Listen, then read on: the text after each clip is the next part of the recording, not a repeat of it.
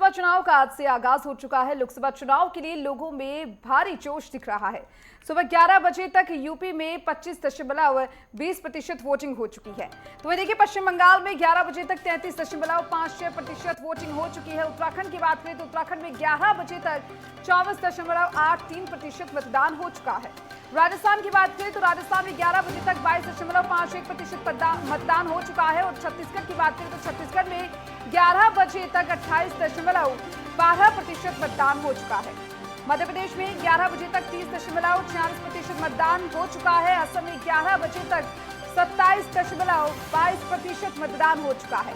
बात बिहार की करें तो बिहार में 11 बजे तक 20.42% मतदान हो चुका है। जम्मू कश्मीर में 11 बजे तक 22.60% मतदान हो चुका है। मणिपुर की बात करें तो मणिपुर में 11 बजे तक 28.86% मतदान हो चुका है। मेघालय में 11 बजे तक 33.12% मतदान हो चुका है। त्रिपुरा में 11 बजे तक 34.54% मतदान हुआ। तमिलनाडु की बात करें तो तमिलनाडु में 11 बजे तक 23.87% मतदान हो चुका है। लोकसभा चुनाव के लिए मतदान लगातार जारी है और ये बड़ी खबर आपको बता रहे हैं, जहां पर लगातार मतदान जारी है। उत्तराखंड की बात करें तो उत्तराखंड में 24.83% मतदान और अल्मोड़ा में 10.13% मतदान हो चुका है। जो उत्तराखंड की 5 सीटें हैं वो आपको बता रही हैं। अल्मोड़ा में 10.13% मतदान, गढ़वाल में 8.62% मतदान, हरिद्वार की बात करें तो हरिद्वार में 12.49% मतदान, नैनीताल में 9.83% मतदान, तो टिहरी में 10.23% मतदान हुआ है। और यूपी की बात करें तो यूपी में 9 बजे तक 12.22% मतदान हुआ, जिसमें बिजनौर में 12.37% मतदान हुआ है। यूपी की आपको 8 सीटें बता रही हैं जिनमें पहले चरण पर यह मतदान हुआ है।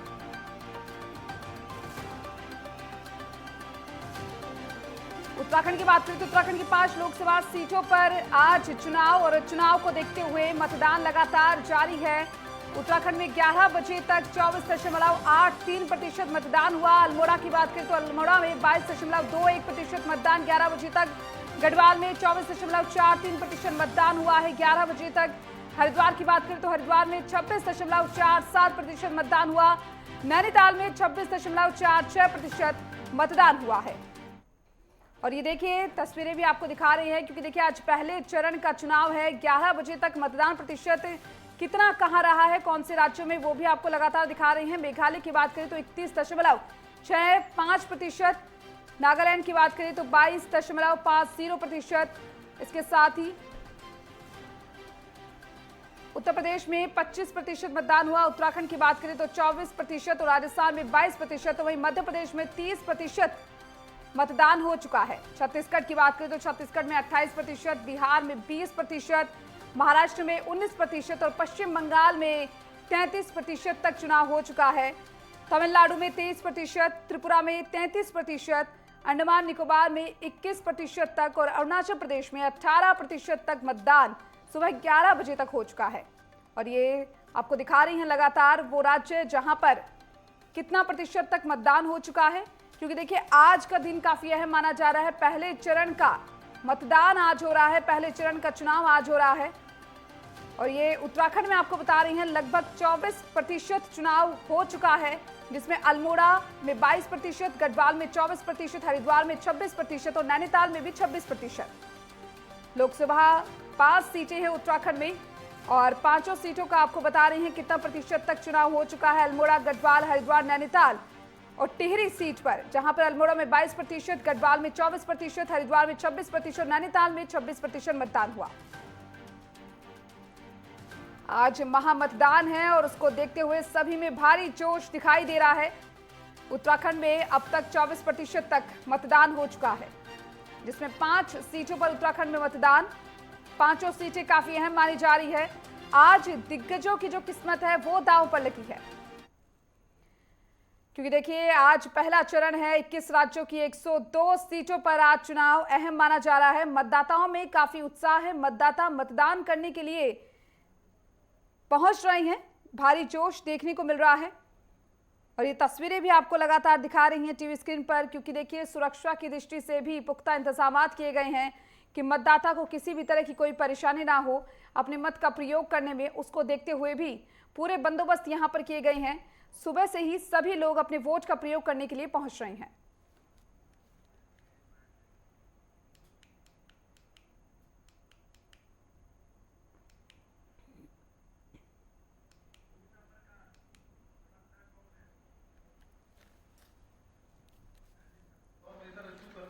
मतदान आपको बताएं कि लगातार जारी है और जोश काफी देखने को मिल रहा है।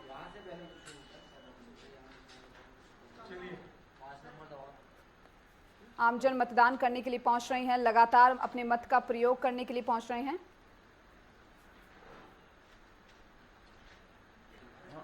प्रतिशत हमने आपको बताया।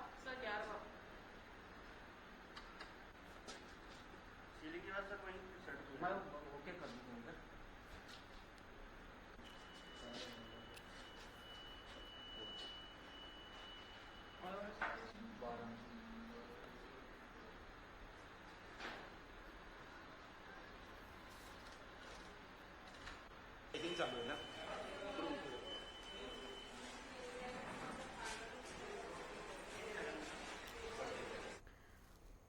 और चलिए लगातार, क्योंकि देखिए आज का दिन काफी अहम हो जाता है। पहले चरण का आज मतदान है और उसी की दृष्टि से हमारे साथ कुछ खास मेहमान भी जुड़े हैं, उनका जरा रुख करना चाहेंगे। हमारे साथ बीजेपी की अगर बात करें तो बीजेपी से हमारे साथ रविंद्र कुमार वाल्मीकि जुड़े हैं, ये बीजेपी प्रवक्ता है। इसके साथ ही कांग्रेस से हमारे साथ सुनीता प्रकाश जुड़ी हैं, वरिष्ठ पत्रकार जागेश्वर जोशी भी हमारे साथ जुड़े हुए हैं।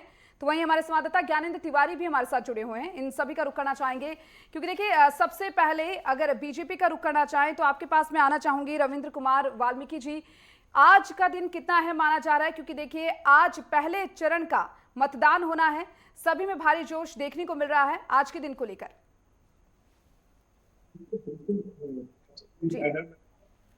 लोकतंत्र के सबसे बड़े पर्व के रूप में आज हम जो है फर्स्ट फेसिंग का मतदान कर रहे हैं और जिस प्रकार से लोगों का जोश है पोलिंग स्टेशनों पे, मैं देख रहा हूँ लगभग 24-25% मतदान हुआ है। अगर मैं अपने बूथ की बात करूं तो मैंने वहां देखा मेरे बूथ में अभी तक 32 से 35% पोलिंग हो गया। जब मैं डिबेट के लिए बैठा हूँ आपसे, उससे 10 मिनट पहले की बात था। अगर मैं खाली अपने बूथ को देखूं तो जिस प्रकार से लोगों के अंदर उत्साह है, माननीय मोदी जी के प्रति प्रेम है, ये साफ तौर से दिखा रहा है कि भारतीय जनता पार्टी एक बार फिर 5 सीटों पे बढ़िया बढ़त लेके अच्छी लीड के साथ हम ये चुनाव को जीतेंगे। जी, कांग्रेस से हमारे से सुनीता प्रकाश जी जुड़ी हुई हैं, उनका जरा रुख करना चाहेंगे, क्योंकि देखिए सुनीता जी आज का दिन काफी महत्वपूर्ण माना जा रहा है। आज लोकतंत्र का महापर्व है, इसको किस तरीके से देखती है आप? देखिए ये महापर्व जो लोकतंत्र का है, इसमें पूरी समस्त जनता को संवैधानिक अधिकार है कि वो जाके अपने मत का प्रयोग करे। आपके चैनल के माध्यम से मेरा नम्र निवेदन रहेगा समस्त जनता से कि आप जाएं और जो आपको संविधान ने जो अधिकार दिया है, इससे आप अपने लिए, अपने भविष्य, सुनहरे भविष्य के लिए, अपने बच्चों के लिए आज आपका मौका है कि आप अपनी बात को वोट के स्वरूप में रखें और एक अच्छी सरकार लाने का काम करें। मैं यहाँ ये नहीं कहूंगी कि मोदी जी के प्रेम पे लोग निकल रहे हैं, यहाँ मैं जनता से कहूंगी कि अपने अधिकार का आप प्रयोग कीजिए। ये 5 साल में एक बार आता है और आप सोच रहे थे कि कोई भी सरकार आती है फिर उसको पोस्ट देने से कोई फायदा नहीं होता है। अभी आपको मौका है, आप घर से, सब घर से निकलिए। और मैं उनसे कहूंगी जो सक्षम लोग हैं, जो बुजुर्ग हैं, बीमार हैं, उनको भी आप जो है बूथ तक पहुंचने का काम करें और उनको अपने संवैधानिक अधिकार का प्रयोग करने में आप उनकी सहायता करें। आपसे कहूंगी मैं कि देखिए मतदान अभी सभी का जो टाइम है, रुझान है, शाम तक ये बहुत बढ़ेगा, क्योंकि सारी जनता जो है वो महंगाई से बहुत त्रस्त है। हर परिवार जो है, कोई परिवार से अछूता नहीं है, हर परिवार में महंगाई है और हर परिवार में बेरोजगारों की लंबी चौड़ी फौज है। तो जनता जरूर निकलेगी और मैं निवेदन करूंगी कि आप भी, मैं यहाँ पे ये नहीं कहूंगी कि आप किसको वोट दें किसको ना दें, आप निकलिए और अपने मत का जो प्रयोग करिए और इस सरकार को चाहे आप लाएं चाहे हटाएं, अपना आप योगदान जरूर करें यहाँ पे जरूर। देखिए सारी पार्टियां जो हैं, सबने अपना पूरा जो है अपना पूरी ताकत झोंक दी थी चुनाव में, और आज जो है ये आज जनता के ऊपर है कि वो किसकी बात कितनी सुनती है, कितनी बात उनको समझ में आई है। आज उनकी बारी है और जनता का दिन आज है। और जिस तरह से मैं देख रही हूँ कि आप बता रहे हैं कि जगह लोग भारी तादाद में जो निकल निकल के आ रहे हैं, शाम तक ये बहुत बढ़ेगा और जरूर कुछ ना कुछ परिवर्तन आपको देखने के लिए मिलेगा। देखिए, आप साल मतलब कि हमारी विपक्ष तो हमेशा लड़ता ही है, बोलते ही है जा जा करके कि भाई सरकार ने ये नहीं किया, वो नहीं किया, लेकिन विपक्ष थोड़ी ना कोई सरकार बनाता है, विपक्ष सिर्फ। और इस बीच आपको बड़ी खबर बता रही है उत्तराखंड के हरिद्वार से। ये बड़ी खबर इस बीच आपको बता रही है, ज्वालापुर में बुजुर्ग मतदाता ने ईवीएम मशीन जमीन पर पटकी है। पुलिस ने बुजुर्ग मतदाता को हिरासत में ले लिया।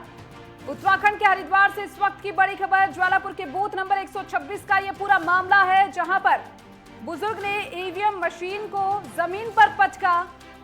बुजुर्ग मतदाता ने ईवीएम मशीन को जमीन पर पटका। पुलिस ने बुजुर्ग मतदाता को हिरासत में लिया है। ज्वालापुर के बूथ नंबर 126 का यह पूरा मामला। उत्तराखंड के हरिद्वार से लोकसभा चुनाव के बीच ये बड़ी खबर आपको बता रही है। ज्वालापुर में बुजुर्ग मतदाता ने ईवीएम मशीन को जमीन पर पटका। पुलिस ने बुजुर्ग मतदाता को हिरासत में ले लिया है। बूथ नंबर 126 का ये मामला है। पुलिस आगे की कार्रवाई में जुटी है।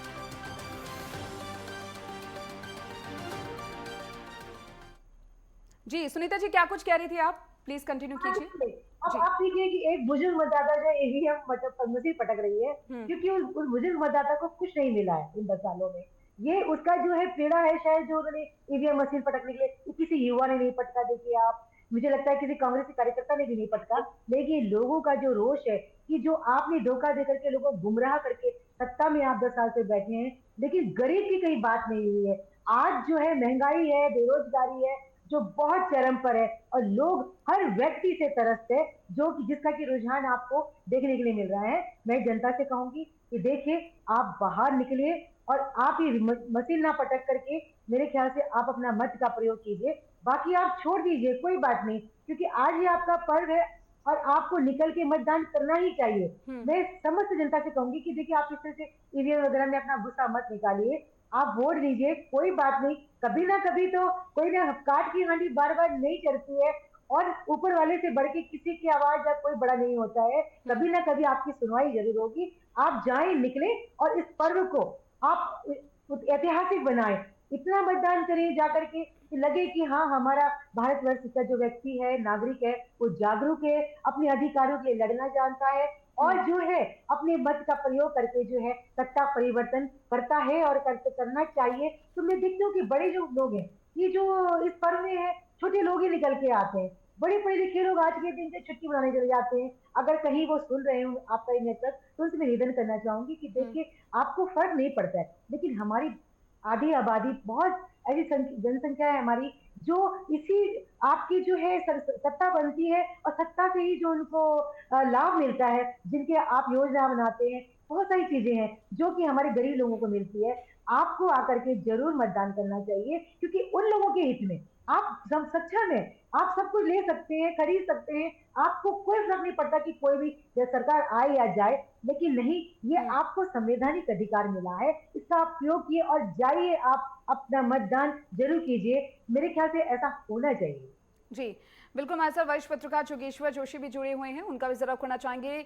लोकसभा करण वरिष्ठ पत्रकार जी शुरू हो चुका है, क्योंकि देखिए पहले फेज की जो वोटिंग है वो शुरू हो चुकी है।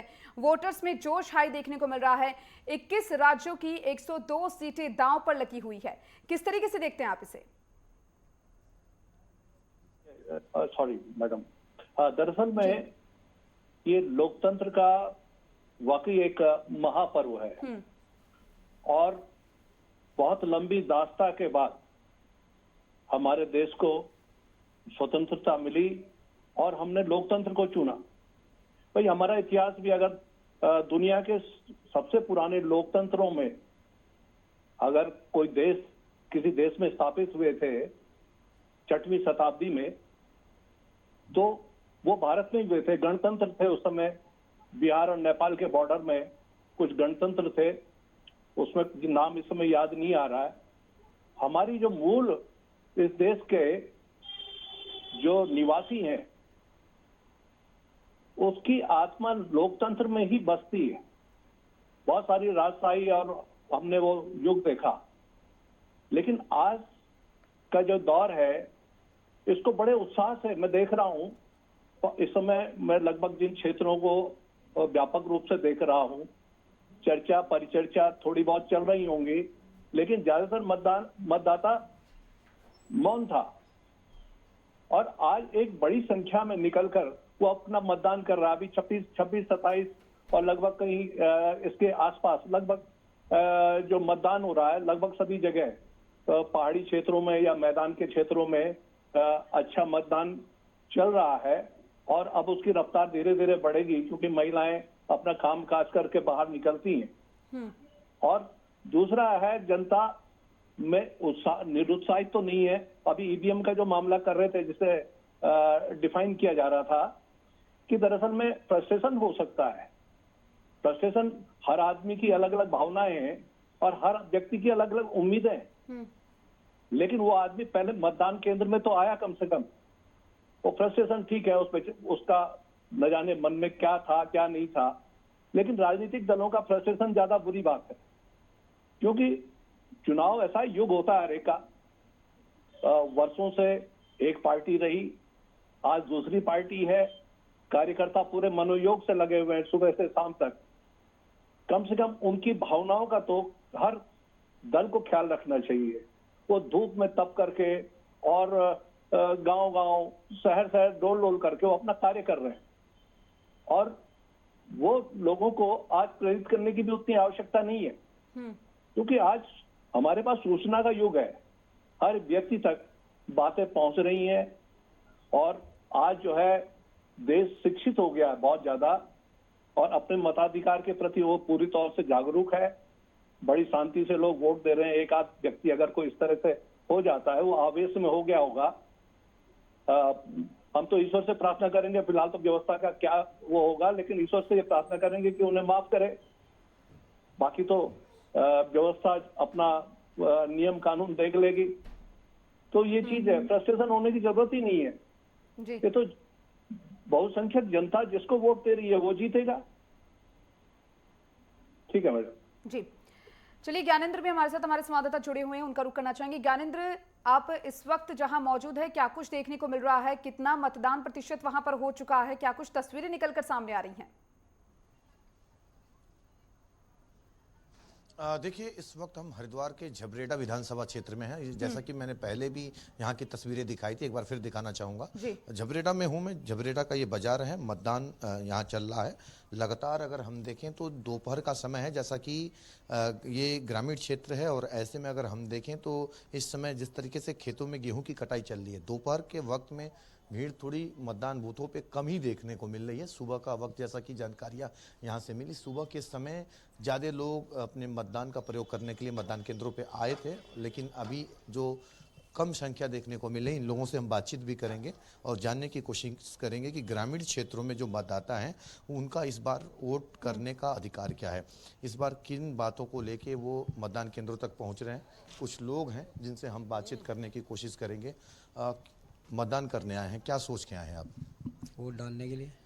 क्या किस आधार पे वोट डालने हैं? विकास के आधार पे या बदलाव के आधार पे? किस आधार पे? विकास के आधार पर। विकास के आधार पे क्या लग रहा है, मौजूदा जो सरकार है वो बेहतर काम किया है या फिर बदलाव? फिलहाल तक तो बेहतर ही किया जो भी कुछ किया। आप किस तरीके से देख रहे हैं? आज वोट करने आए हैं, क्या सोच के आए हैं? जी ये तो यही बता रहे भाई साहब जो बता दिया इन्होंने। कोई क्या कुछ बदलाव की बात है, विकास की बात है? कौन से मुद्दे हैं आपके पास? अब तो हर आदमी बदलाव चाह रहा भाई जी। बदलाव चाहते हैं किस, कौन कौन से मतलब बदलाव चाहते हैं? कौन से काम चाहते हैं? कौन कौन से मुद्दे हैं? जो काम नहीं हो रहे वो होने चाहिए काम तो। जी जी। जो काम नहीं हो रहे, किस प्रकार के काम? जैसे कि बहुत सारे काम जो नहीं हो रहे। महंगाई, बेरोजगारी की। महंगाई तो देख लो, दाल का 160 रुपये बिका दी, आज 150 रुपये। कहीं ना कहीं महंगाई और बेरोजगारी। सिलेंडर जो अभी 1100 का बिक गया, कहाँ 400 रुपये का था। ये तो आपके सामने देख लो। क्यों जी? तो कहीं ना कहीं इन मुद्दों को लेकर आप बस प्रयोग करने हैं। तो आप साफ तौर पे सुन सकते हैं कि जो मतदाता हैं कहीं ना कहीं वो जो उनके रोजमर्रा की चीज़ें हैं, महंगाई, बेरोजगारी का मामला है, उसे भी वो जहन में रखते हुए मतदान का प्रयोग कर रहे हैं। कुछ यूथ हमारे साथ जुड़े हैं, उनसे बातचीत करेंगे। क्या सोच के आप घर से बाहर निकले हैं, किन आधार पर आज मतदान कर रहे हैं आप? सबसे बड़ा मुद्दा एजुकेशन, बेरोजगारी जो आजकल चल रही है वो बहुत ज़्यादा बढ़ गई है। पहले के अब देखिए बहुत पढ़ा लिखा हुआ है पर ज्यादातर बेरोजगार है, तो सबसे बिल्कुल बड़ा ज्ञानेंद्र, मुद्दा अभी आपका फिलहाल फिर मैं एक बेरोजगारी बार है। रुक करना इसी के चाहूंगी। तस्वीरें भी आपने दिखाई कि किस तरीके की तस्वीरें देखने को मिल रही है। साथ ही हमारे साथ रविंद्र जी जुड़े हुए हैं। रविंद्र जी, क्योंकि देखिए आज अगर यहाँ पर चुनाव की बात करें तो सीटों के हिसाब से सबसे बड़ा फेज, ये पहला चरण जो है वो माना जा रहा है, लेकिन दूसरी ओर तस्वीरें ये भी सामने आ रही हैं, क्योंकि अभी हमने ज्वालापुर से ये तस्वीर देखी जहां पर एक बुजुर्ग ने ईवीएम मशीन को तोड़ दिया। मणिपुर में भी गोलीबारी की गई है, ईवीएम मशीन तोड़ी गई है। इन सब घटनाक्रम को देखते हुए क्या कुछ कहना चाहेंगे आप?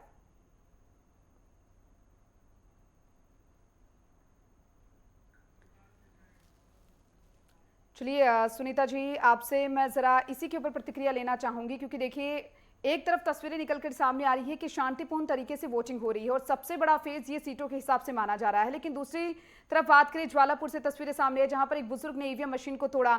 मणिपुर से भी कुछ ऐसी ही तस्वीरें निकलकर सामने आई हैं। इन सबको लेकर क्या कुछ प्रतिक्रिया देना चाहेंगे आप? देखिए, मैं कहना चाहूंगी कि जनता के अंदर आक्रोश है।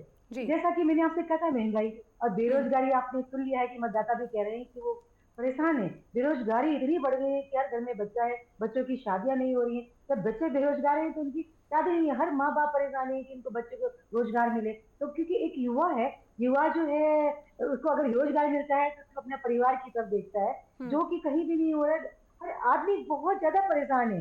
जिस तरह से कि आप देख रहे हैं कि अभी सड़कों पे जो है ये आप देखने के लिए मिल रहा है आपको। और सबसे बड़ी बात है कि मोदी जी कहते हैं कि 400 पार। भाई, जब आप 300 में अच्छी खासी सरकार बना सकते हैं, पूर्ण बहुमत की पर्चों में करते हो, आपको 400 क्यों चाहिए?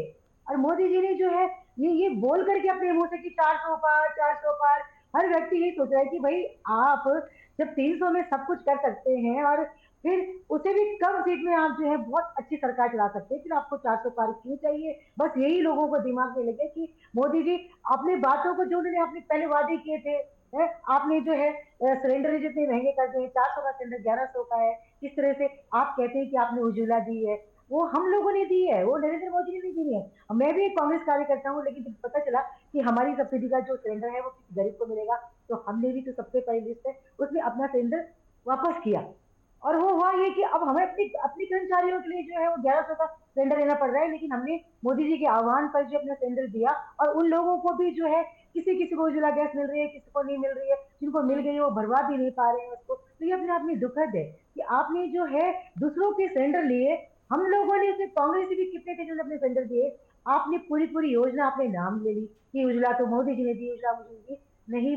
मैडम, मैं आपसे कहना चाहूंगी कि मोदी जी ने दी, मेरा भी एक सिलेंडर किसी केरल के, मैं देहरादून की निवासी हूँ, देहरादून की हूँ, उत्तराखंड की नागरिक हूँ, लेकिन मेरा सिलेंडर केरला की किसी महिला को मिला, तो उसमें मेरा भी योगदान है। लेकिन उसमें सिर्फ इसका जो राजनीतिकरण और जो ध्रुवीकरण हुआ है वोटों का, मोदी जी ने और भाजपा ने जो है पूरी तरह से किया है। तो अब जो है जनता 10 साल तक सोचती रही कि शायद महंगाई कम होगी, बेरोजगारी कम होगी, हमारा युवा। रविंद्र जी, आपके पास आना चाहूंगी। सुनीता जी, मैं आपको रोकना चाहूंगी, आपके पास में एक बार फिर से आना चाहूंगी। रविंद्र जी, आपसे जानना चाहेंगे, क्योंकि देखिए लगातार वोटिंग जारी है, वोटर्स में जोश हाई है, लेकिन अभी हमारे संवाददाता ने बातचीत की वोटर्स से, महंगाई और बेरोजगारी जो ये मुद्दा है जो ध्यान में रखकर वोट करने के लिए यहाँ पर पहुंच रहे हैं वोटर्स, उसको लेकर क्या कुछ कहेंगे? देखिए जी, इसको आज की डेट में अगर मैं बात करूं तो न्यूनतम स्तर पे है महंगाई। महंगाई कभी होती थी जब कांग्रेस का राज था तो 13% तक पहुंच गई। अगर आप 3 चीजों के मैं सिर्फ आपको यहाँ आंकड़े बताऊंगा, आपके दर्शकों को भी बताऊंगा। एक तो गैस का सिलेंडर था। जब माननीय अटल जी की सरकार गई थी 2004 में, तो 400 रुपए सिलेंडर छोड़ा था, और जब मोदी जी की सरकार आई थी मनमोहन सिंह ने 900 रुपए का सिलेंडर छोड़ा था। आज सिलेंडर की कीमत वापिस 900 रुपए है। तो आप बताइए 400 में 500 रुपए बढ़ा के ये देकर गए। दूसरी बात मैं आपको बताता हूँ, जब अटल जी गए थे सरसों के तेल की कीमत 36 रुपए लीटर थी 2004 में जब अटल जी की सरकार गई। जब 2014 में मनमोहन सरकार गई और मोदी जी आए तो तेल की कीमत थी 102 रुपए सरसों के तेल की, आज है 115 रुपए 16 रुपए। जब मोदी जी अटल जी गए थे तब पेट्रोल की कीमत थी 36 से 38 रुपए लीटर, और जब मनमोहन जी गए 70 रुपए लीटर, आज है 90 रुपए लीटर। तो आप बताइए, 3 चीजों के आंकड़े बताएं, और तमाम ऐसी चीजें जो आपके पास है, नेट पे है, मौजूद है, आप फोन खोल के देखेंगे दिख जाएंगे। देखिए, ये कांग्रेस का फैलाया हुआ भ्रम है। ये ठीक है, अब जनता को अपनी बात को रखने का, अपनी बात को कहने का अधिकार है, और अपने मत का प्रयोग किसके पक्ष में करना है ये उसको राइट है, वो अपने हिसाब से करेगा। लेकिन ये कहना कि मैं बताऊं कि देखिए, मोबाइल कंपनी सिर्फ 2 होती थी जो हमारे देश में बनाती है, या 250 से ऊपर है। तमाम हर घर नल जल योजना के तहत इतना बड़ा घर घर में नल पहुंचाया गया, उसमें काम करने वाले लोग लगे, वो लोग ही थे, कोई भगवान ने आके नहीं बना दिया था, या इतना बड़ा इंफ्रास्ट्रक्चर काम कर रहा है, उसमें लोगों को रोजगार मिला है, 4 करोड़ लोगों को फ्री के आवास मिले हैं। तो ये सारी चीजें करने में कहीं ना कहीं बिजली वाला हो, नल वाला हो, मजदूर हो, मिस्त्री हो, इंजीनियर हो, सरिया हो, सेट्रिक हो, तमाम लोगों को रोजगार मिलता है। बिल्कुल। अब ये रोजगार क्या मानते हैं, कांग्रेस की बेरोजगारी तो हम दूर कर नहीं सकते, ना इनके राजा साहब की बेरोजगारी हम दूर कर सकते। तो जनता कहीं ना कहीं सेटिस्फाई है, और जनता को अपने मत देने का पूर्ण रूप से अधिकार है, और अपनी बात को कहने का खुल के अधिकार है। इसमें किसी भी प्रकार का ना तो हमें बुरा लगता है, और ना ही लोकतंत्र में किसी को लगना चाहिए। अपनी बात को कहने का अधिकार। लेकिन हमने अपने पक्ष की बात बताई है।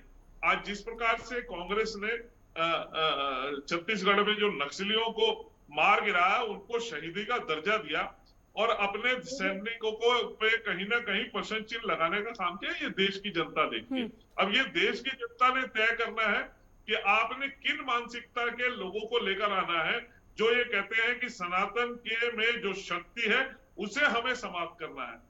अब ये जनता ने तय करना है कि 370 जो हटाई है उसके पक्ष में खड़े होने वाले लोगों को उसको वापसी चाहिए, उसके साथ खड़े होना है।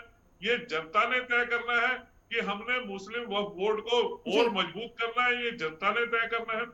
अब बाकी जनता ने यह तय करना है कि देश भर में अच्छा इंफ्रास्ट्रक्चर हो, अच्छे एयरपोर्ट हो, एम्स हो, 5 लाख रुपए से ऊपर की रविंद्र जी, मैं आपको रोकना चाहूंगी जी, समय का अभाव है, उसके चलते मैं आपको रोकना चाहूंगी, और आप चारों हमारे साथ बने रहिए। यहाँ पर रुकेंगे एक छोटे से ब्रेक के लिए।